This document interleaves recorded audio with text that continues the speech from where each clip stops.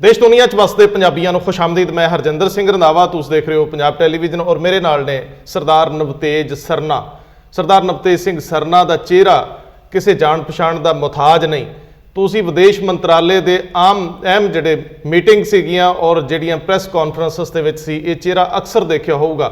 UNO दे विच भारत की नुमाइंदगी करदिआं, America दे विच देश के प्रधानमंत्री नाल विचरदिआं, लंडन के सफारतखाने दे विच रहिंदिआं और बहुत जगह ते इस चेहरे नूं तुसीं निहारिया होगा।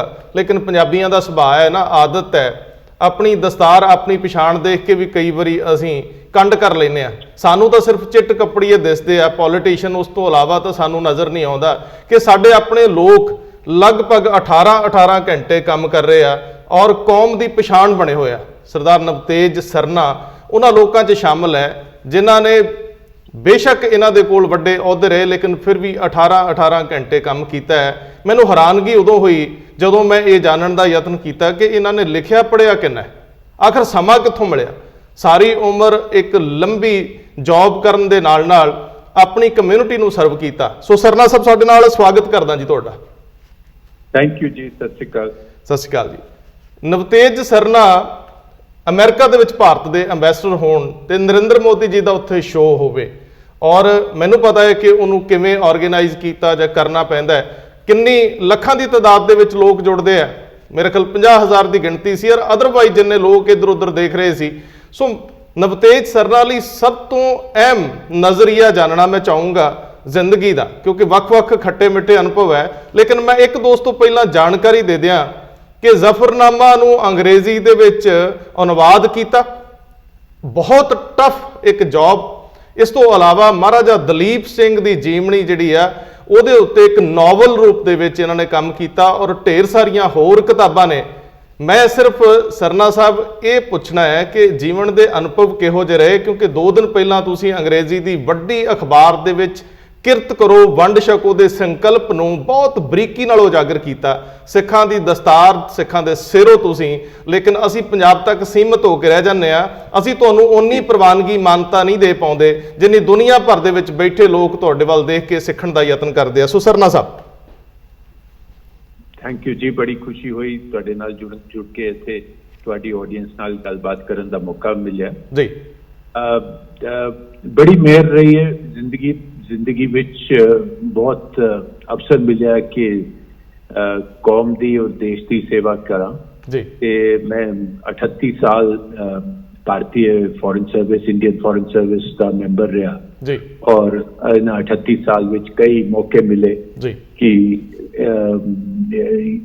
भारत नूं हिंदुस्तान नूं दुनिया विच कई जगह ते तुसीं मैंशन किया, वाशिंगटन, न्यूयॉर्क, लंडन, इजराइल विच मैं अंबैसडर रहा ते सब ते जिन्ना भी कर सकता है आदमी के इंडिया का जो कल्चर है, जो साडा साडी हिस्टरी है, साडा पोटेंशियल है, पॉलिटिकल एंड इकोनॉमिक पोटेंशियल है, उन्होंने अगे रखा जाए। और नाल नाल भी मौका मिलिया कि मेरा लिटरेरी रुचि काफ़ी रही है, साडी फैमिली विच रही है, मेरे पिताजी भी लिखारी सन ते मौका मिलता रहा कि कोई ना कोई इतिहासिक किताबां, फिक्शन दियां किताबां, मैं 8-9 किताबां लिखियां ने ते सब मिल मिला के एक बड़ा संतोषजनक करियर रहा। हुण मैं रिटायर हो गया ते पिछले साल 1.5 साल तो, पर हुण पढ़न लिखण दा कम ज्यादा हो रहा जी। सरना साहब मैनू दिलचस्प होगा जानना कि जदों प्रधानमंत्री श्री नरेंद्र मोदी अमेरिका दे विच जाते हैं उदों तक रिश्ते कोई बहुत ही खुशगवार नहीं सी, खास तौर पर मोदी जी नूं लैके और उत्थों के प्रशासन नूं लैके। जदों ट्रंप नाल तुहानूं काम करन दा मौका मिलता, उस तो पहला भी तुहानूं मौका मिलता है पहले प्रशासन नाल। सो वो किहो जिहियां चुनौतियां सी और बतौर सिख, क्योंकि उत्थे भी अपने भाईचारे के लोग बहुत सारे है, सो ये 2 पद्धरां ते विचरना पैंदा, एक तो देश की प्रतिनिधिता, दूजी दस्तार की प्रतिनिधिता। सो किवें ये टास्क सर कीते? देखो, अगर इंसान अपनी आइडेंटिटी ते अपने अपने जो चुनी हुई प्रोफेशन है, अगर ओदे ते सच उतरे ते ज्यादा सोचने की लोड़ नहीं पैंदी। तुहानूं पता है कि मैं सिख हाँ, तुहानूं पता है कि मैं हिंदुस्तानी हाँ, तुहानूं दोनों चीज़ां ते अपने आप ते प्राइड है, तुसी दोनों चीज़ां खुश हो, उस अपनी आइडेंटिटी विच कंफर्टेबल हो, तो फिर इस चीज़ विच मुश्किल नहीं आती। मैनू मौका मिले, मैं सवा दो साल भारत का राजदूत रहा, एंबेसडर रहा वाशिंगटन विच, और ट्रंप के जमाने विच रहा। मैं उदों ही पहुंचा सी जदों ट्रंप प्रेजिडेंट इलैक्ट हो गए सन। ते वो काफी मुश्किल पीरियड सी, क्योंकि ट्रंप एडमिनिस्ट्रेशन एक अपनी तरह की एक होर तरह की एडमिनिस्ट्रेशन है, ट्रेडिशनल रिपब्लिकन भी नहीं है और ऑफ कोर्स डेमोक्रेट तो है ही नहीं, पर इन्हां नाल डील करन दा, इन्हां नूं समझण दा, इन्हां नाल हिंदुस्तान दी रिलेशनशिप बनाउण दा एक काफी चैलेंजिंग मौका सी। और मैनू खुशी है कि रिश्ते ठीक लाइन ते आ गए, और प्रधानमंत्री मोदी जी की पहली जिहड़ी मैं विजिट कराई सी वो जून 2017 विच कराई सी, और बड़ी सक्सेसफुल विजिट रही। उसके बाद ट्रंप साहब इंडिया आए सन इस साल ही, तो तुहानू पता ही है। पर दोनों चीज़ां, क्योंकि मेरा सोचना है कि अगर तुसी जो भी हो, अगर तुसी बेसिकली कुछ प्रिटेंड ना करो कि मैं कुछ हो रहा, तुसी जो हो तुसी वो हो, एंड ओदे विच अगर तुसी बिलीफ है, तुहाडा सेल्फ कॉन्फिडेंस है, तुहाडा प्राइड है, ते सारी दुनिया नूं दिस जांदा है। जी सरना साहब, एक सवाल बहुत अहम आ कि क्योंकि तुहाडे कोल तां मैं तुहाडे परिवार बारे पुछना है, लेकिन वो सवाल उस तो पहला मैं पुछ लवां कि इन्हां वख-वख थावां ते रहिंदियां, खास तौर ते संयुक्त राष्ट्र दे विच और वाशिंगटन दे विच ते खास तौर ते लंडन दे विच जिहड़ी साडी कौमी पछाण है सिखां दी, ਉਹਨੂੰ ਤੁਸੀਂ ਕਿਵੇਂ, ਕਿਉਂਕਿ ਤੁਹਾਡਾ ਉਹਨਾਂ ਲੋਕਾਂ ਨਾਲ ਸਿੱਧਾ ਸੰਬੰਧ ਰਿਹਾ, ਉਹਨਾਂ ਲੋਕਾਂ ਨੂੰ ਤੁਸੀਂ ਮਿਲਦੇ ਗਿਲਦੇ ਰਹੇ, ਸਿੱਖਾਂ ਦੇ ਬਾਰੇ ਚ ਰਾਏ ਕਿਹੋ ਜੀ ਹੈ, ਸਿੱਖਾਂ ਦੀ ਪਛਾਣ ਕਿੰਨੀ ਕੁ ਹੈ, ਦੂਜੇ ਲੋਕ ਜਿਹੜੇ ਵੱਡੀਆਂ ਜਗ੍ਹਾ ਤੇ ਬੈਠੇ ਆ ਉਹਨਾਂ ਦੀ ਨਜ਼ਰ 'ਚ ਅਸੀਂ ਕਿਤੇ ਖੜੇ ਵੀ ਹੈ ਕਿ ਨਹੀਂ, ਕਿਉਂਕਿ ਅਸੀਂ 100 ਤੋਂ ਵੱਧ ਮੁਲਕਾਂ 'ਚ ਫੈਲੇ ਆ, ਲੇਕਿਨ ਫਿਰ ਵੀ ਪਛਾਣ ਦਾ ਮਸਲਾ ਸਦਾ ਉੱਠਦਾ ਰਿਹਾ, ਕਦੇ ਦਸਤਾਰ ਦਾ ਉੱਠ ਜਾਂਦਾ ਹੈ, ਕਿਧਰੇ ਸਾਡੇ ਕਕਾਰ ਦਾ ਉੱਠ ਜਾਂਦਾ ਹੈ, ਲੇਕਿਨ ਤੁਸੀਂ ਉਹ ਮਸਲੇ ਐਡਰੈਸ ਤਾਂ ਕੀਤੇ ਹੀ ਹੈ, ਲੇਕਿਨ ਆਪਣੇ ਨਿੱਜੀ ਤੌਰ ਤੇ ਬਤੌਰ ਸਿੱਖ ਫੀਲ ਕੀ ਕੀਤਾ ਕਿ ਸਾਨੂੰ ਵਿਸ਼ਵ ਦੇ ਵਿੱਚ ਅਸੀਂ ਕਿੱਥੇ ਕੁ ਖੜੇ ਆ, ਔਰ ਅਸੀਂ ਕਿੰਨਾ ਕੁ ਕੰਮ ਕਰ ਸਕੇ ਆ, ਔਰ ਹੋਰ ਕਿੰਨਾ ਕਰਨ ਦੀ ਲੋੜ ਆ। ਇਸ ਤੋਂ ਬਾਅਦ ਮੈਂ ਤੁਹਾਡੇ ਪਰਿਵਾਰ ਬਾਰੇ ਜਾਣੂਗਾ, ਕਿਉਂਕਿ ਉਹ ਵੀ ਇੱਕ ਰੌਚਕ ਗੱਲ ਹੈ ਕਿ ਤੁਹਾਡੇ ਪਰਿਵਾਰ ਦੇ ਮੈਂਬਰ ਜਿੱਥੋਂ ਤੁਸੀਂ ਆਉਂਦੇ ਹੋ, ਤੁਹਾਡੇ ਸੰਸਕਾਰ ਹੈ ਉਹ ਬਹੁਤ ਅਹਿਮ ਆ ਜੀ। ਜਿਹੜਾ ਤੁਹਾਡਾ ਪਹਿਲਾ ਸਵਾਲ ਹੈ, ਇਹ ਮੇਰਾ ਖਿਆਲ ਸਾਨੂੰ ਬਹੁਤ ਅਹਿਮ ਸਵਾਲ ਹੈ, ਕਿਉਂਕਿ ਮੈਂ ਜਦੋਂ ਪਹਿਲਾਂ ਦਸਤਾਰ ਬਨ ਕੇ ਪਹਿਲਾਂ ਬਾਹਰ ਪਹਿਲੀ ਪੋਸਟਿੰਗ ਤੇ ਗਿਆ ਤੇ ਮੇਰਾ ਕੋਈ ਉੱਚਾ ਅਹੁਦਾ ਨਹੀਂ ਸੀ, ਮੈਂ ਬਹੁਤ ਜੂਨੀਅਰ ਅਫਸਰ ਸਾਂ, 3rd ਸੈਕਟਰੀ ਸਾਂ, ਔਰ ਮੈਂ ਸੋਵੀਅਤ ਯੂਨੀਅਨ ਵਿੱਚ ਗਿਆ ਸੀ, 1982 ਦੀ ਗੱਲ ਹੈ ਜੀ। ਔਰ ਉਦੋਂ ਵੀ ਦਸਤਾਰ ਬੰਨ ਕੇ ਮੈਂ ਸੜਕ ਤੇ ਟੁਰ ਜਾਂਦਾ ਸੀ, ਔਰ ਲੋਕ ਦੇਖਦੇ ਸਨ, ਕਈ ਲੋਕਾਂ ਨੂੰ ਸਮਝ ਨਹੀਂ ਸੀ ਆਉਂਦੀ ਹੈ ਕਿ ਕੌਣ ਹੈ, ਪਰ ਜਿਨ੍ਹਾਂ ਨੂੰ ਸਮਝ ਆਉਂਦੀ ਸੀ ਜੀ ਉਹਨਾਂ ਨੂੰ ਇੱਕਦਮ ਬੜਾ ਉਹਨਾਂ ਕੋਲੋਂ ਬਹੁਤ ਹੀ ਪੋਜ਼ਿਟਿਵ ਫੀਡਬੈਕ ਮਿਲਦਾ ਸੀ ਜੀ। ਤੇ ਇੱਕਦਮ, ਕਿਉਂਕਿ ਅਸੀਂ ਆਪ ਨਹੀਂ ਸਮਝ ਸਕਦੇ ਕਿ ਸਿੱਖਾਂ ਦੀ ਕਿੰਨੀ ਉੱਚੀ ਸਟੈਂਡਿੰਗ ਹੈ ਦੁਨੀਆ ਦੇ ਦਿਮਾਗ ਵਿੱਚ ਜੀ, ਦੁਨੀਆ ਦੀ ਸਾਡੀ ਕਿੰਨੀ ਜ਼ਿਆਦਾ ਪਹਿਚਾਨ ਹੁਣ ਹੋ ਗਈ। ਉਹ ਤੇ ਮੈਂ 1982 ਦੀ ਗੱਲ ਕਰ ਰਿਹਾ ਜੀ, ਪਰ ਹੁਣ ਕੋਈ ਦੁਨੀਆ ਵਿੱਚ ਜਗ੍ਹਾ ਨਹੀਂ ਹੈ ਜਿੱਥੇ ਸਿੱਖਾਂ ਨੂੰ ਪਛਾਣਦੇ ਨਹੀਂ। ਤੇ ਲੇਕਿਨ ਇਹਦੇ ਵਿੱਚ ਸਾਨੂੰ ਹੋਰ ਕੰਮ ਕਰਨ ਦੀ ਜ਼ਰੂਰਤ ਹੈ, ਕਿਉਂਕਿ ਕਈ ਜਗ੍ਹਾ ਤੇ ਕਨਫਿਊਜ਼ਨ ਹੋ ਜਾਂਦੀ ਹੈ ਵੀ ਇਹ ਦਸਤਾਰ ਕਿਉਂ ਬੰਨੀ ਹੋਈ ਹੈ ਜੀ, ਇਹਦਾ ਕੀ ਮਤਲਬ ਹੈ, ਤੁਸੀਂ ਦਾੜੀ ਕਿਉਂ ਰੱਖੀ ਹੋਈ ਹੈ, ਤੁਸੀਂ ਕਿਰਪਾਨ ਕਿਉਂ ਪਾ ਕੇ ਐਰੋਪਲੇਨ ਤੇ ਜਾਣਾ ਚਾਹੁੰਦੇ ਹੋ। ਤੇ ਇਹੋ ਜਿਹੀਆਂ ਚੀਜ਼ਾਂ ਵਾਸਤੇ ਕਮਿਊਨਿਟੀ ਨੂੰ ਸਰਕਾਰ ਤੇ ਕੰਮ ਕਰਦੀ ਹੈ, ਜੋ ਵੀ ਕਰਦੀ ਹੈ ਅਸੀਂ ਕਰਦੇ ਰਹੇ ਹਾਂ ਐਮਬੈਸੀਜ਼ ਵਿੱਚ, ਲੇਕਿਨ ਅਲਟੀਮੇਟਲੀ ਇਹ ਕਮਿਊਨਿਟੀ ਤੇ ਡਿਵੋਲਵ ਹੁੰਦਾ ਹੈ।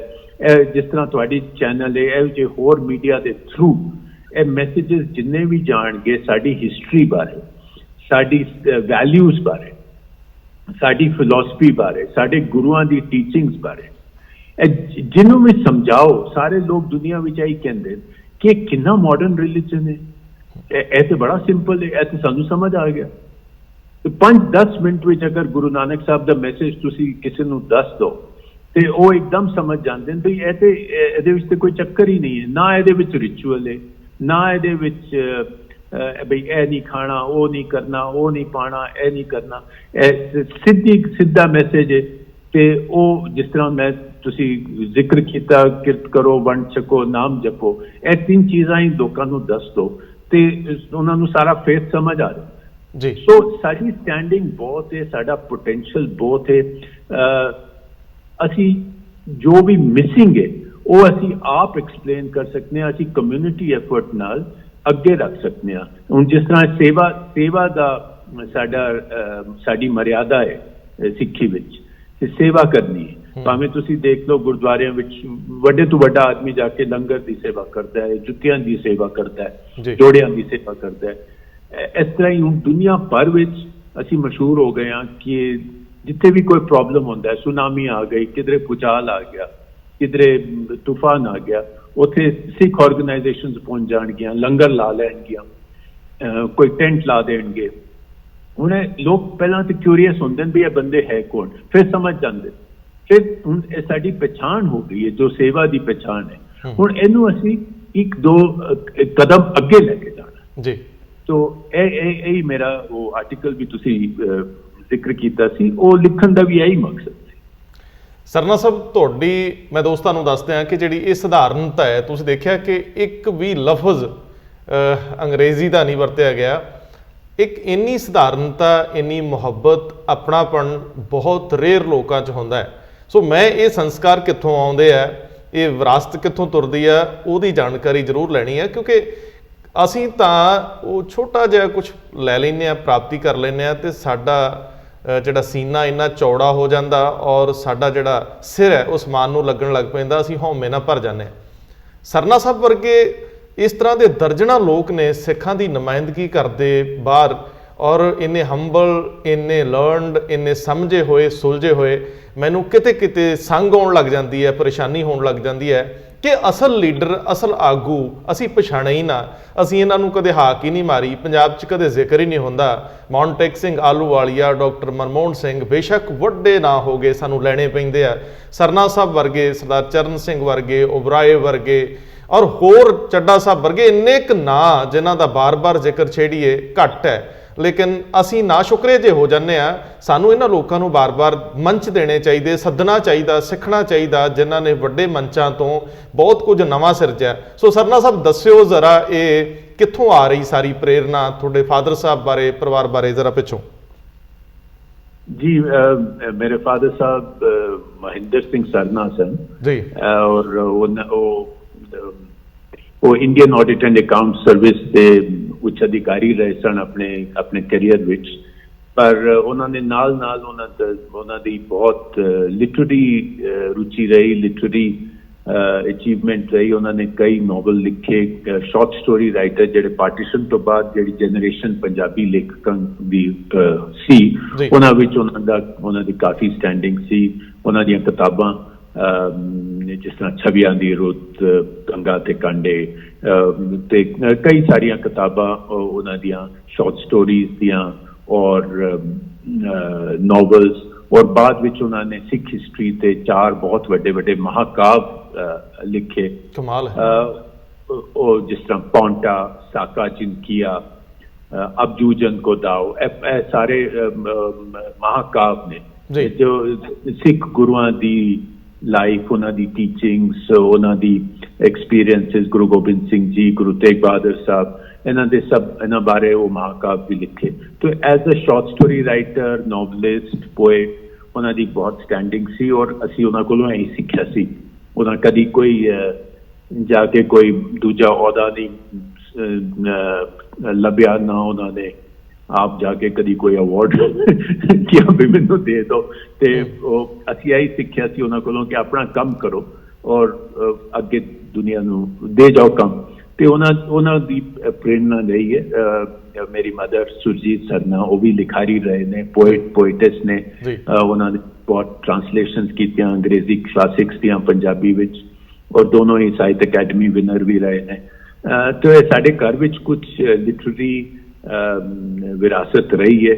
ਔਰ ਅਸੀਂ ਕੋਸ਼ਿਸ਼ ਕਰ ਰਹੇ ਹਾਂ ਕਿ ਜਿੰਨਾ ਉਹਨਾਂ ਨੂੰ ਅੱਗੇ ਲੈ ਜਾਈਏ ਇਸ ਵਿਰਾਸਤ ਨੂੰ ਬੱਚਿਆਂ ਵਾਸਤੇ, ਉਨੀ ਕੋਸ਼ਿਸ਼ ਕਰ ਰਹੇ ਹਾਂ।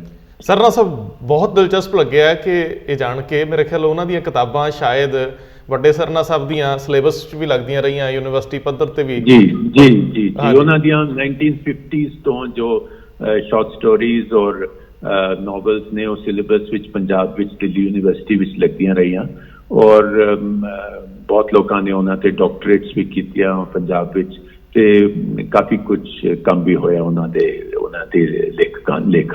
ਲਿਖਣ ਤੇ। ਸਰਨਾ ਸਾਹਿਬ, ਪਿਛੋਕੜ ਕਿੱਥੋਂ ਦਾ ਹੈ ਪਿੱਛੇ? ਪਿਛੋਕੜ ਤੇ ਮੇਰੇ ਪਿਤਾ ਜੀ ਰਾਵਲਪਿੰਡੀ ਤੋਂ ਆਏ ਸਨ ਜੀ, ਪਾਰਟੀਸ਼ਨ ਵਿੱਚ, ਤੇ ਉੱਥੇ ਹੀ ਉਹਨਾਂ ਦਾ ਜਨਮ ਹੋਇਆ ਸੀ, ਤੇ ਉੱਥੇ ਹੀ ਮੇਰੇ ਜੋ ਦਾਦਾ ਜੀ ਸਨ ਉਹ ਪੰਜਾਬ ਸਿੰਧ ਬੈਂਕ ਦੇ ਮੈਨੇਜਰ ਸਨ ਜਦੋਂ ਪਾਰਟੀਸ਼ਨ ਦਾ ਟਾਈਮ ਰਾਵਲਪਿੰਡੀ ਵਿੱਚ, ਤੇ ਮੇਰੇ ਪਿਤਾ ਜੀ ਉਦੋਂ ਆਰਮੀ ਹੈਡਕੁਆਟਰਸ ਵਿੱਚ ਨੌਕਰੀ ਕਰਦੇ ਸਨ।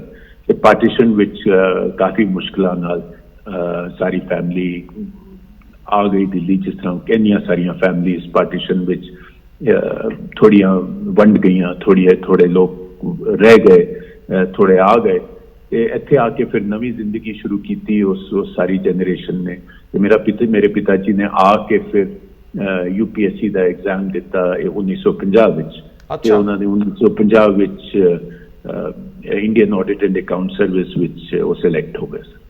ਦੋਸਤੋ, ਕਿੰਨੀ ਦਿਲਚਸਪ ਗੱਲ ਹੈ ਕਿ ਅਸੀਂ ਛੋਟੀਆਂ ਚੀਜ਼ਾਂ ਤੋਂ ਹਿੰਮਤ ਹਾਰ ਜਾਂਦੇ ਹਾਂ, ਔਰ ਪਾਰਟੀਸ਼ਨ ਦਾ ਉਹ ਸਮਾਂ ਸੀ ਜਦੋਂ ਲਹੂ ਬੀਟਵੀਂ ਜੰਗ ਸੀ ਆਪਣਿਆਂ ਦੇ ਵਿੱਚ। ਇਹ ਆਜ਼ਾਦੀ ਕਾਹਦੀ ਸੀ, ਇਹਨੇ ਬੜਾ ਕੁਝ ਖਾਧਾ ਵੀ, ਔਰ ਉਸ ਮੁਸ਼ਕਿਲ ਦੌਰ ਚੋਂ ਲੰਘ ਕੇ ਪ੍ਰਾਪਤੀਆਂ ਦਾ ਇੱਕ ਸਿਲਸਿਲਾ ਬਣ ਜਾਂਦਾ ਜਿਹੜਾ ਨਵਤੇਜ ਸਰਨਾ ਜੀ ਤੱਕ ਆਉਂਦਾ ਹੈ, ਔਰ ਅਸੀਂ ਦੇਖਦੇ ਹਾਂ ਕਿ ਦੁਨੀਆ ਭਰ ਦੇ ਵਿੱਚ ਇਹਨਾਂ ਨੇ ਦਸਤਾਰ ਦਾ ਪਰਚਮ ਬੁਲੰਦ ਕੀਤਾ ਹੈ। ਮੈਂ ਸਰਨਾ ਸਾਹਿਬ ਇਹ ਮਹਿਸੂਸ ਕਰਦਾ ਕਿ ਬੰਦਾ ਭਾਵੇਂ ਅਸਮਾਨ ਨਾਲ ਲੱਗ ਜੇ, ਉਹ ਜੜ੍ਹਾਂ ਵੱਲ ਮੁੜਦਾ ਹੀ ਮੁੜਦਾ ਹੈ। ਜਿਵੇਂ ਤੁਸੀਂ ਹੁਣ ਆਪਣੀ ਵਿਰਾਸਤ ਨੂੰ ਲੈ ਕੇ, ਆਪਣੀ ਹਿਸਟਰੀ ਨੂੰ ਲੈ ਕੇ ਕੰਮ ਕਰ ਰਹੇ ਹੋ, ਸਿਰ ਸੁੱਟ ਕੇ ਕੰਮ ਕਰ ਰਹੇ ਹੋ। ਹੁਣ ਵੀ ਸਰਨਾ ਸਾਹਿਬ ਸ਼ਿਮਲੇ ਦੇ ਵਿੱਚ ਫਸੇ ਹੋਏ ਨੇ ਕਿਉਂਕਿ ਇਹ ਉੱਧਰ ਗਏ ਸੀਗੇ, ਉਸ ਤੋਂ ਬਾਅਦ ਲੋਕਡਾਊਨ ਹੋ ਜਾਂਦਾ ਹੈ। ਸੋ ਸਰਨਾ ਸਾਹਿਬ, ਤੁਸੀਂ ਦੂਰ ਬੈਠ ਕੇ ਪੰਜਾਬ ਦੀ ਹੁੰਦੀ ਮਾਈਗ੍ਰੇਸ਼ਨ, ਬੱਚਿਆਂ ਦਾ ਇਹਨੂੰ ਛੱਡ ਕੇ ਦੂਜੀਆਂ ਧਰਤੀਆਂ ਵੱਲ ਜਾਣਾ, ਸਾਡੀ ਇੱਥੇ ਗਰੋਥ ਦਾ ਰੁਕ ਜਾਣਾ, ਨਿੱਕੇ ਮਸਲੇ, ਸਿੱਖੀ ਦੀ ਸੰਕੀਰਨਤਾ ਵੱਲ ਉਡਾਰੀ, ਭਾਵੇਂ ਵਿਸ਼ਵ ਪੱਧਰ ਤੇ ਅਸੀਂ ਬਹੁਤ ਕੰਮ ਵੀ ਕਰ ਰਹੇ ਹਾਂ, ਲੇਕਿਨ ਤੁਸੀਂ ਇਸ ਵਾਰੀ ਜਿਹੜਾ ਮਸਲਾ ਉਠਾਇਆ ਸੀ, ਤੁਸੀਂ ਪ੍ਰਬੰਧਕ ਕਮੇਟੀਆਂ ਨੂੰ, ਜਿਹਦੇ 'ਚ ਸ਼੍ਰੋਮਣੀ ਗੁਰਦੁਆਰਾ ਪ੍ਰਬੰਧਕ ਕਮੇਟੀ, ਦਿੱਲੀ ਕਮੇਟੀ ਤੇ ਹੋਰ ਸਾਰਿਆਂ ਨੂੰ ਇੱਕ ਆਵਾਜ਼ ਮਾਰੀ ਸੀ ਕਿ ਆਓ ਲੰਗਰਾਂ ਤੋਂ ਹੁਣ ਹਸਪੀਟਲਸ ਵੱਲ ਵਧੀਏ, ਆਓ ਆਪਣੀਆਂ ਸਿਹਤ ਸਹੂਲਤਾਂ ਦਾ ਵਿਸਥਾਰ ਕਰੀਏ। ਸੋ ਦੋ ਚੀਜ਼ਾਂ ਇਕੱਠੀਆਂ ਚੱਲਦੀਆਂ, ਇੱਕ ਤੇ ਸਰਨਾ ਸਾਹਿਬ ਵਿਸ਼ਵ ਪੱਧਰ ਦੇ ਉੱਤੇ ਪ੍ਰਵਾਨਿਤ ਚਿਹਰਾ ਨੇ, ਲੇਕਿਨ ਦੂਜੇ ਬੰਨੇ ਤੁਹਾਨੂੰ ਫਿਕਰ ਹੈ ਆਪਣੀ ਕਮਿਊਨਿਟੀ, ਆਪਣੇ ਲੋਕਾਂ ਦਾ। ਇਹ ਮੈਂ ਸਾਰੇ ਨੂੰ ਤੁਹਾਡੇ ਮੂੰਹੋਂ ਸੁਣਨਾ ਚਾਹੂੰਗਾ, ਮੈਂ ਬਹੁਤੀ ਵਿਸਥਾਰ 'ਚ ਗੱਲ ਨਾ ਕਰਾਂ। ਮੈਂ ਇੱਕ ਹੋਰ ਗੱਲ ਖਤਮ ਕਰਨਾ ਪਿਛਲੇ ਪੁਆਇੰਟ ਦੀ ਜੋ ਤੁਸੀਂ ਰੇਜ਼ ਕੀਤੀ ਸੀ ਪਾਰਟੀਸ਼ਨ ਦੇ ਬਾਰੇ, ਤੇ ਮੈਨੂੰ ਯਾਦ ਆਇਆ ਕਿ ਜੋ ਪਿਤਾ ਜੀ ਦੀਆਂ ਕਹਾਣੀਆਂ ਦਾ ਜ਼ਿਕਰ ਹੋਇਆ, ਉਹਨਾਂ ਦੀਆਂ ਜ਼ਿਆਦਾਤਰ ਸ਼ਾਰਟ ਸਟੋਰੀਜ਼ ਪਾਰਟੀਸ਼ਨ ਬਾਰੇ ਸਨ ਜੀ, ਤੇ ਇਹਨੂੰ ਅੱਗੇ ਲੈ ਜਾਣ ਵਾਸਤੇ ਮੈਂ 30 ਸਟੋਰੀਜ਼ ਇਹਨਾਂ ਦੀਆਂ ਅੰਗਰੇਜ਼ੀ ਵਿੱਚ ਕਰਕੇ, ਸੈਵੇਜ ਹਾਰਵੈਸਟ ਨਾਂ ਹੈ ਉਹ ਕਿਤਾਬ ਵੀ 5-7 ਸਾਲ ਪਹਿਲਾਂ ਛਪੀ ਸੀ, ਕਿ ਦੁਨੀਆ ਨੂੰ ਪਤਾ ਲੱਗੇ ਕਿ ਪੰਜਾਬ ਦੀ ਪਾਰਟੀਸ਼ਨ ਵਿੱਚ ਕੀ ਹੋਇਆ। ਔਰ ਜੋ ਬੇਸਿਕ ਮੈਸੇਜ ਇਹਨਾਂ 30 ਕਹਾਣੀਆਂ ਦਾ ਸੀ, ਉਹ ਸੀ ਕਿ ਬੇਸਿਕਲੀ ਕਿ ਸਾਨੂੰ ਉਮੀਦ ਕਦੀ ਨਹੀਂ ਛੱਡਣੀ ਚਾਹੀਦੀ, ਔਰ ਦੂਜਾ ਸੀ ਕਿ ਭਾਵੇਂ ਧਰਮ ਕੋਈ ਵੀ ਹੋਏ ਆਦਮੀ ਦਾ, ਉਹਦੇ ਵਿੱਚ ਅੱਛੇ ਲੋਕ ਵੀ ਹੁੰਦੇ ਨੇ ਔਰ ਬੁਰੇ ਲੋਕ ਵੀ ਜੀ, ਹਰ ਧਰਮ ਵਿੱਚ। ਤੇ ਇਹ 2 ਪੁਆਇੰਟ ਸਾਰੀਆਂ ਕਹਾਣੀਆਂ ਦੇ ਕਾਮਨ ਸਨ, ਤੇ ਤਾਂ ਹੀ ਮੈਂ 30 ਕਹਾਣੀਆਂ ਸਿਲੈਕਟ ਕੀਤੀਆਂ ਸਨ। ਹੁਣ ਜਿਸ ਤਰ੍ਹਾਂ ਗੱਲ ਰਹੀ ਤੁਹਾਡੀ ਅਗਲੀ ਪੁਆਇੰਟ ਦੀ, ਮੈਂ ਕਹਿੰਦਾ ਕਿ ਆਪਣੀ ਰੂਟਸ, ਆਪਣੇ ਮੁੱਢ ਨੂੰ ਆਦਮੀ ਭੁੱਲ ਜਾਏ, ਤੇ ਫਿਰ ਉਹ ਆਦਮੀ, ਜਿਸ ਤਰ੍ਹਾਂ ਤੁਸੀਂ ਕੋਈ ਦਰਖਤ ਲੈ ਲਓ, ਉਹਦੀਆਂ ਰੂਟਸ ਕੱਟ ਦੋ ਤਾਂ ਕਿੰਨੀ ਦੇਰ ਚੱਲੇਗਾ, ਤੇ ਨਹੀਂ ਚੱਲ ਸਕਦਾ। ਇਸ ਕਰਕੇ ਜ਼ਰੂਰੀ ਹੈ ਕਿ ਭਾਵੇਂ ਤੁਸੀਂ ਜਿੰਨਾ ਵੀ ਬਾਹਰ ਜਾਓ, ਜਿੰਨੀ ਵੀ ਦੁਨੀਆ ਵਿੱਚ ਰਹੋ, ਤੁਸੀਂ ਅਲਟੀਮੇਟਲੀ ਅਗਰ ਤੁਸੀਂ ਕੋਈ ਕਨਵਿਕਸ਼ਨ ਨਾਲ ਕੋਈ ਗੱਲ ਕਰਨੀ ਹੈ ਤਾਂ ਤੁਹਾਨੂੰ ਆਪਣੀ ਰੂਟਸ ਦੀ ਪਹਿਲਾਂ ਪਛਾਣ ਹੋਣੀ ਚਾਹੀਦੀ ਹੈ, ਔਰ ਫਿਰ ਉਹਨਾਂ ਨੂੰ ਕਿਸ ਤਰ੍ਹਾਂ ਹੋਰ ਜ਼ੋਰਦਾਰ ਬਣਾਉਣਾ ਹੈ, ਉਹ ਵੀ ਕੁਝ ਤਰੀਕਾ ਹੋਣਾ ਚਾਹੀਦਾ। ਹੁਣ ਇਹ ਸਭ ਸੋਚ ਕੇ ਜੋ ਮੈਂ ਤੁਸੀਂ ਆਰਟੀਕਲ ਦੀ ਗੱਲ ਕੀਤੀ, ਮੈਂ ਇਹੀ ਕਹਿ ਰਿਹਾ ਸੀ ਕਿ ਸਾਡੀ ਬੜੀ ਮਾਡਰਨ ਕਮਿਊਨਿਟੀ ਹੈ, ਸਾਡੀ ਕਮਿਊਨਿਟੀ ਹੈ ਜਿਹੜੀ ਹਰ ਟਾਈਮ ਟਾਈਮਸ ਨਾਲ ਇਵੋਲਵ ਹੋਈ ਹੈ ਤਾਂ ਹੀ ਸਿੱਖ ਸਾਰੀ ਦੁਨੀਆ ਵਿੱਚ ਫੈਲੇ ਹੋਏ ਨੇ ਔਰ ਸਾਰੀ ਦੁਨੀਆ ਵਿੱਚ ਕਮਾਈ ਕਰ ਰਹੇ ਨੇ ਔਰ ਨਾਮ ਦੀ ਕਮਾਈ ਵੀ ਕਰ ਰਹੇ ਔਰ ਇਸ ਤਰ੍ਹਾਂ ਕਿ ਕਿਉਂਕਿ ਉਹ ਐਡਜਸਟ ਕਰ ਲੈਂਦੇ ਟਾਈਮਸ ਨੂੰ ਬਈ ਇੱਕ ਟਾਈਮ ਸੀ ਕਿ ਸਿੱਖ ਸਰਦਾਰ ਘੋੜੇ ਤੇ ਚੜ ਕੇ ਹਿੰਦੁਸਤਾਨ ਨੂੰ ਬਚਾਉਣ ਵਾਸਤੇ ਲੜਾਈਆਂ ਲੜਦੇ ਸਨ ਜੀ ਦੂਜਾ ਟਾਈਮ ਸੀ ਕਿ ਤੁਸੀਂ ਫੌਜ ਵਿੱਚ ਜਾਂਦੇ ਸੀ ਹੁਣ ਵੀ ਜਾਂਦੇ ਹੁਣ ਵੀ ਜਾਣਾ ਚਾਹੀਦਾ ਲੇਕਿਨ ਇਸ ਤਰ੍ਹਾਂ ਹੀ ਕਿ ਚੁਣੌਤੀ ਆਈ ਕਿ ਹੈਲਥ ਸਿਸਟਮ ਹੁਣ ਸਾਡੀ ਕੰਟਰੀ ਵਿੱਚ ਹੈਲਥ ਸਿਸਟਮ ਦੀ ਖਾਸ ਸਾਫ਼ ਕਮੀ ਦਿਸ ਰਹੀ ਜਦੋਂ ਇੰਨਾ ਚੁਣੌਤੀ ਆਈ ਹੈ ਕੋਵਿਡ ਦੀ ਤੇ ਤੁਹਾਨੂੰ ਦਿਸ ਰਿਹਾ ਬਈ ਹੈਲਥ ਸਿਸਟਮ ਸਾਡੇ ਕਿੰਨੇ ਕਮ ਨੇ ਕਿੰਨੀਆਂ ICU ਬੈਡਸ ਨਹੀਂ ਨੇ ਵੈਂਟੀਲੇਟਰ ਨਹੀਂ ਨੇ ਇਕਵਿਪਮੈਂਟ ਨਹੀਂ ਹੈ ਡਾਕਟਰਾਂ ਕੋਲ ਟੈਸਟਿੰਗ ਇਕਵਿਪਮੈਂਟ ਨਹੀਂ ਹੈ ਤੇ ਹੁਣ 70-75 ਸਾਲ ਹੋ ਗਏ ਸਾਡੀ ਦੇਸ਼ ਦੀ ਆਜ਼ਾਦੀ ਨੂੰ ਤੁਹਾਡਾ ਸਿਸਟਮ ਨਹੀਂ ਹੈ ਹੁਣ ਅਗਰ ਇਹ ਸਿਸਟਮ ਸਰਕਾਰ ਤੇ ਕਰੇਗੀ ਜੋ ਕਰੇਗੀ ਜੀ ਲੇਕਿਨ ਮੈਂ ਦੇਖ ਰਿਹਾ ਸੀ ਕਿ ਸਾਡੀ ਕਮਿਊਨਿਟੀ ਇੰਨਾ ਕੁਝ ਕਰ ਰਹੀ ਹੈ ਇੰਡੀਵਿਜੂਅਲ ਲੈਵਲ ਤੇ ਵੋਲੰਟੀਅਰ ਆਰਗੇਨਾਈਜੇਸ਼ਨ ਦੇ ਲੈਵਲ ਤੇ ਲੰਗਰ ਲਗਾਏ ਹੋਏ ਲੋਕਾਂ ਨੂੰ ਸ਼ੈਲਟਰ ਦੇ ਰਹੇ ਸਭ ਅੱਛਾ ਕੰਮ ਹੋ ਰਿਹਾ ਮੈਂ ਨਹੀਂ ਕਹਿ ਰਿਹਾ ਕਿ ਕੰਮ ਨਹੀਂ ਹੋ ਰਿਹਾ ਔਰ ਹੋਣਾ ਵੀ ਚਾਹੀਦਾ ਲੇਕਿਨ ਹੁਣ ਟਾਈਮ ਆ ਗਿਆ ਕਿ ਤੁਸੀਂ ਇਹਨੂੰ ਇੱਕ ਇਹਦਾ ਲੈਵਲ ਵਧਾ ਦਿਓ ਹੁਣ ਤੁਸੀਂ ਕੋਈ ਐਸੀ ਪਰਮਾਨੈਂਟ ਕੰਟਰੀਬਿਊਸ਼ਨਸ ਕਰੋ ਜਿਹੜੀਆਂ ਔਰ ਲੰਗਰ ਵੀ ਚੱਲਦੇ ਰਹਿਣ ਲੇਕਿਨ ਅਗਰ ਤੁਸੀਂ ਅਗਰ ਤੁਸੀਂ 50 ਕਰੋੜ ਲਾ ਕੇ ਤੁਸੀਂ 10-20 ਬੈੱਡ ਵਾਲੀਆਂ ICU ਸਰਕਾਰੀ ਹਸਪਤਾਲਾਂ ਵਿੱਚ ਲਗਾ ਦਿਓ ਔਰ ਉੱਤੇ ਲਿਖਿਆ ਹੋਏ ਕਿ ਐਸੀ ਕਮਿਊਨਿਟੀ ਦੀ ਕੰਟਰੀਬਿਊਸ਼ਨ ਹੈ ਵਾਹ ਤੇ ਉਹ ਗੁਰੂ ਨਾਨਕ ਸਾਹਿਬ ਦਾ ਮੈਸੇਜ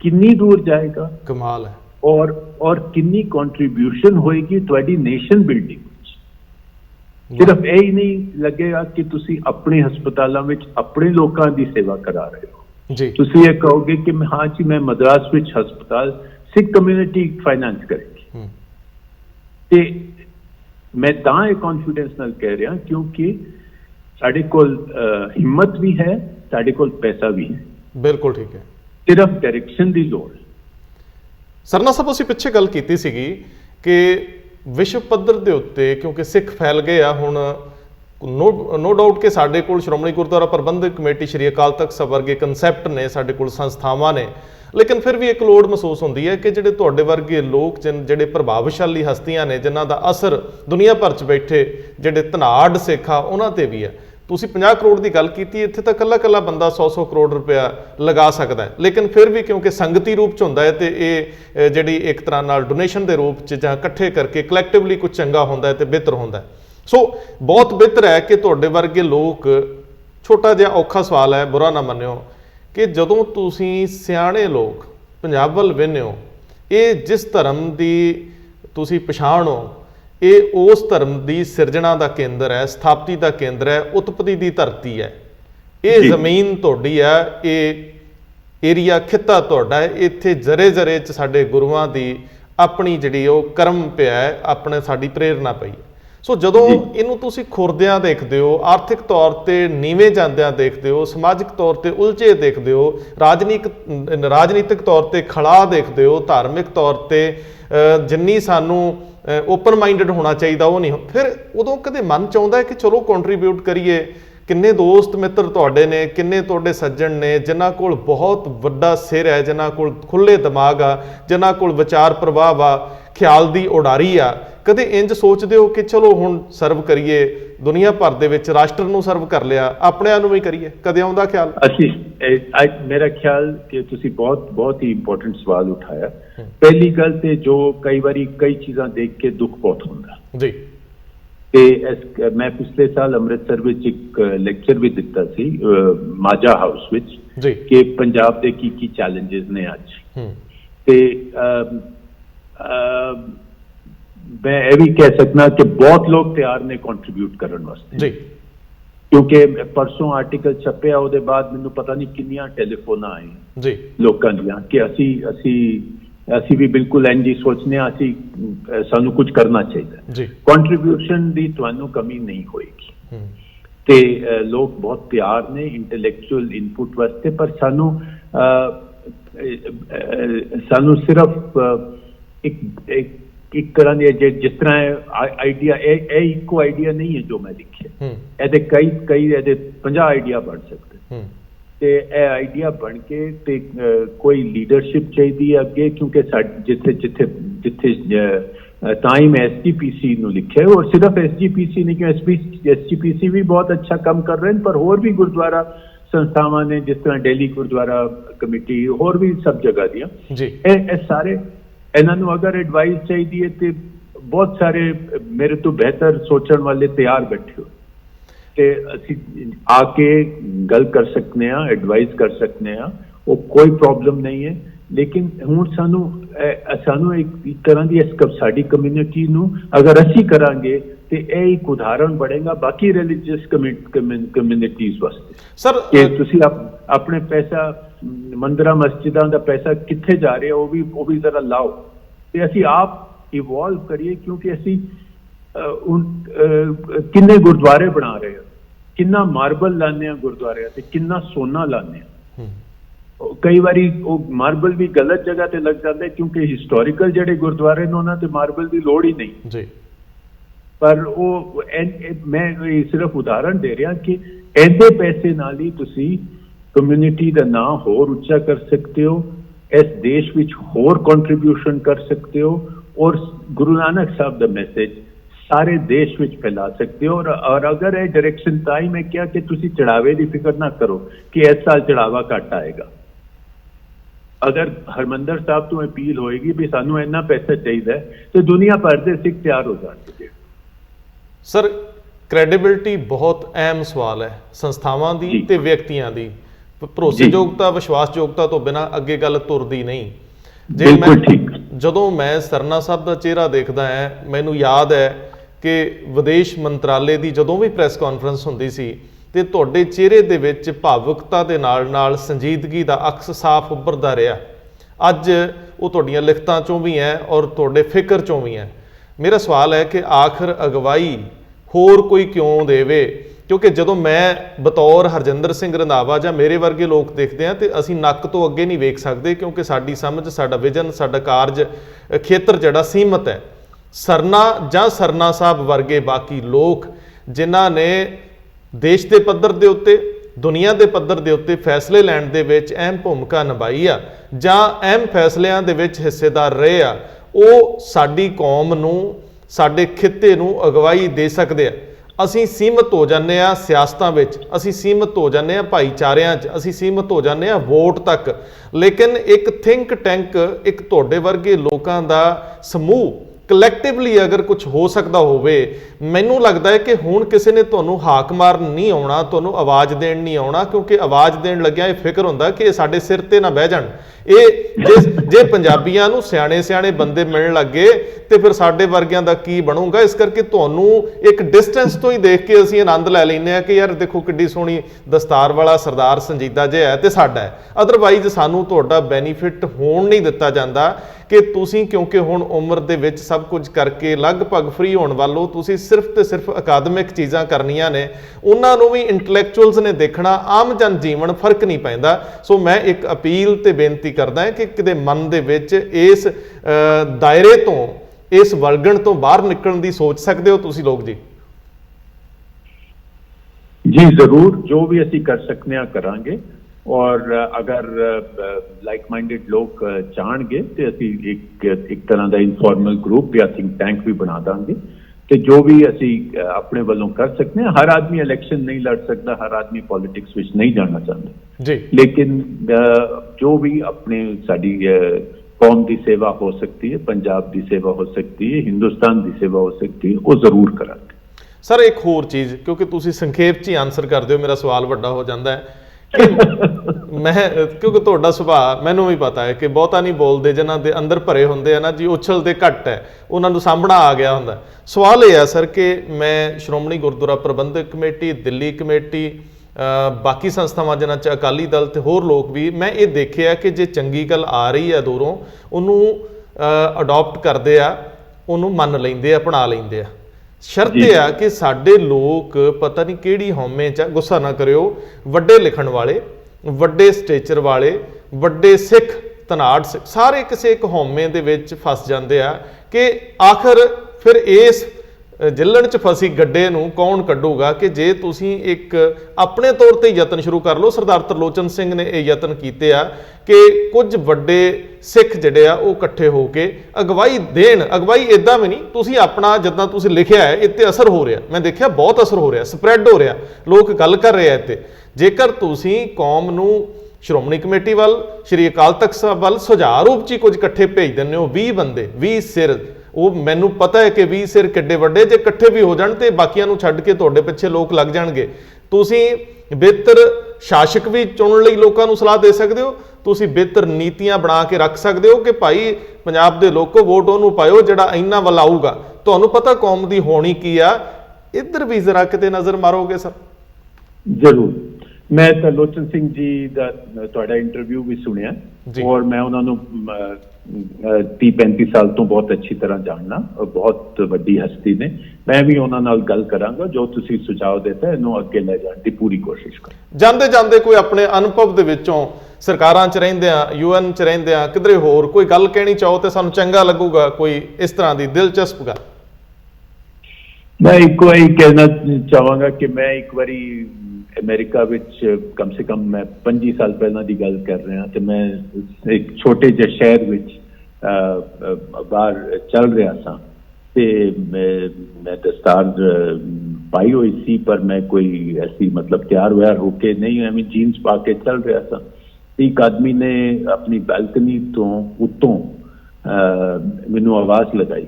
ਅੱਛਾ। ਔਰ ਨਿਊ ਆਰਲੀਨਸ ਦੀ ਗੱਲ ਹੈ ਜੀ। ਤੇ ਉਹ ਬੈਠਾ ਹੋਇਆ ਸੀ ਉੱਪਰ ਬਾਲਕਨੀ ਤੇ, ਚਾਹ ਪੀ ਰਿਹਾ ਸੀ ਤੇ ਉਹਨੇ ਆਵਾਜ਼ ਲਗਾਈ ਤੇ ਕਹਿੰਦਾ ਕਿ ਯੂ ਆਰ ਅ ਸਿੱਖ। ਜੀ। ਤੇ ਮੈਂ ਕਿਹਾ ਬਈ ਤੈਨੂੰ ਐਸੇ ਮੈਂ ਹੈ ਤੇ ਸਿੱਖ, ਪਰ ਤੁਹਾਨੂੰ ਕਿਸ ਤਰ੍ਹਾਂ ਪਤਾ ਲੱਗਾ, ਤੁਸੀਂ ਗਏ ਹੋਏ ਹੋ ਪੰਜਾਬ, ਤੁਸੀਂ ਦੇਖੀ ਹੋਈ ਹੈ? ਕਹਿੰਦਾ ਮੈਂ ਕਦੀ ਇੰਡੀਆ ਨਹੀਂ ਗਿਆ, ਕਦੀ ਮੈਂ ਪੰਜਾਬ ਨਹੀਂ ਗਿਆ। ਤੇ ਮੈਂ ਕਿਹਾ ਫਿਰ ਤੁਹਾਨੂੰ ਕਿਸ ਤਰ੍ਹਾਂ ਪਛਾਣ ਹੋਈ?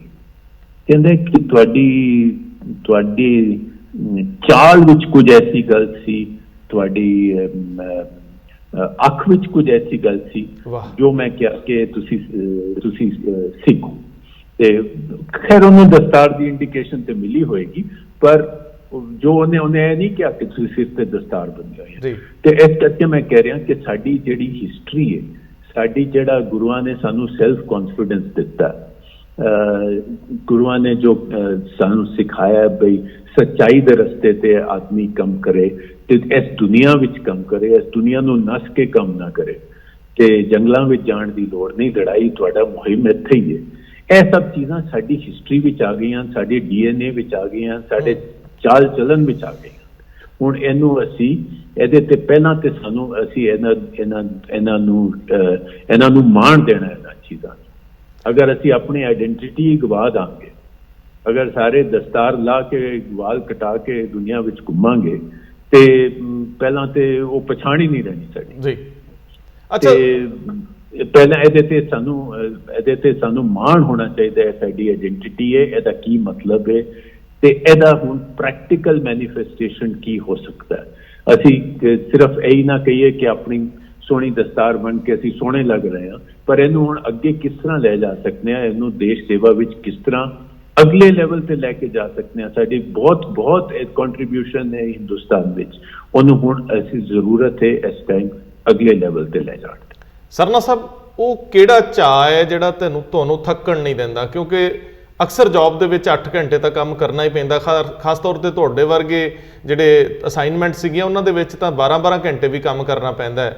ਲੇਕਿਨ ਉਹ ਕਿਹੜਾ ਚਾਅ ਜਿਹੜਾ ਤੁਹਾਨੂੰ ਥੱਕਣ ਨਹੀਂ ਦਿੰਦਾ ਕਿ ਤੁਸੀਂ ਜੌਬ ਜਿਹੜੀ ਤੁਹਾਨੂੰ ਅਸਾਈਨ ਹੋਈ ਉਸ ਤੋਂ ਇਲਾਵਾ ਵੀ 10-10 ਘੰਟੇ ਕੱਢ ਲੈਂਦੇ ਹੋ ਪੜ੍ਹਨ ਤੇ ਲਿਖਣ ਲਈ, ਤੇ ਇੰਨੀ ਦਿਨੀ ਵੀ ਤੁਸੀਂ ਉਸੇ ਹੀ ਚਾਅ ਨਾਲ, ਜਜ਼ਬੇ ਨਾਲ ਕਲਮ ਤੇ ਵੀ ਹੱਥ ਅਜਮਾਈ ਕਰ ਰਹੇ ਹੋ ਔਰ ਤੁਸੀਂ ਜਿਹੜਾ ਜਿੱਥੇ ਵੀ ਅਗਵਾਈ ਦੀ ਲੋੜ ਦੇ ਰਹੇ ਹੋ, ਉਹ ਚਾਹ मैं कुछ ऐसे कुछ एग्जैक्ट पॉइंट नहीं देता जा सकता, बस मैं ये कह सकता कि जज्बा अंदरों आता है, उपरों ही कुछ मेहर होती है, डायरेक्शन मिलती है कि हुण तुसीं यह करना है, हुण इन्ना करो। ते अगर आदमी अपनी आवाज़ सुनता रहे, अंदर की आवाज़ सुनता रहे, तो डायरेक्शन मिलती रहती है। सरना साहब बहुत मेहरबानी, हिम्मत भी मिलती रहती। बहुत मेहरबानी, तुसीं समा कढिया। ਕਿਉਂਕਿ ਤੁਹਾਡੇ ਵਰਗੇ ਲੋਕਾਂ ਨਾਲ ਗੱਲ ਕਰਨੀ ਇਹ ਸਾਡਾ ਹਾਸਲ ਤੇ ਸਾਡਾ ਮਾਣ ਹੈ ਪੂਰੀ ਕਮਿਊਨਿਟੀ ਦਾ, ਕਿਉਂਕਿ ਤੁਸੀਂ ਬੋਲਣ ਨਾਲੋਂ ਕਰਨ 'ਚ ਯਕੀਨ ਰੱਖਦੇ ਹੋ ਔਰ ਕਰਮ ਪ੍ਰਧਾਨ ਜਿਹੜਾ ਇੱਕ ਸਾਡਾ ਸੰਕਲਪ ਹੈ, ਕਨਸੈਪਟ ਹੈ, ਸਿਧਾਂਤ ਹੈ, ਉੱਤੇ ਚੱਲਦੇ ਪਏ ਹੋ। ਮੇਰਾ ਖਿਆਲ ਹੈ ਕਿ ਮੇਰੇ ਵਰਗੇ ਬਹੁਤ ਸਾਰੇ ਲੋਕ ਤੁਹਾਡੇ ਤੋਂ ਪ੍ਰੇਰਨਾ ਲੈਂਦੇ ਹੋਣਗੇ ਤੇ ਲੈਂਦੇ ਰਹਿਣਗੇ। Thank you so very much. Thank you ਜੀ, ਥੈਂਕ ਯੂ।